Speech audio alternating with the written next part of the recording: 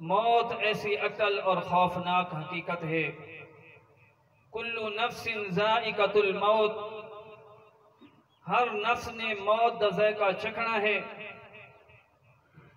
दुनिया के अंदर जितनी भी अल्लाह तबारक व तआला ने कायनात बनाई है, कुल्लु मन अलैहा फान, हर चीज ने फना हो वजना है। व यबका वजहु रब्बिका ज़ुल जलाली वल इकराम, और बका सिर्फ और सिर्फ अल्लाह रब्बुल इज्जत की जात को है। इंसान दुनिया ते आंदा है, मुख्तलिफ ख्वाहिशात घिन के आंदा है। दिल के अंदर एक तमन्ना होती है कि मेरा रिस्क भी सब तो ज्यादा होवे, मेरा लिबास भी अच्छा होवे, मेरा नाम भी अच्छा होवे, मकान भी अच्छा होवे। जिले कुल्लु नफ्सिन ज़ाइक़तुल मौत, मौत दा ज़ायका चखदे।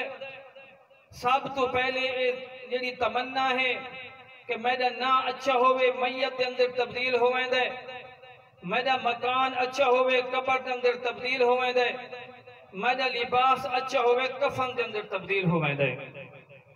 मेरे महबूब पैगंबर सल्लल्लाहु अलैहि वसल्लम ने फरमाया कि जिस वक्त इंसान के मौत आती है तो उसके रिश्तेदार, दोस्त, अहबाब के वास्ते ये मौत नसीहत है।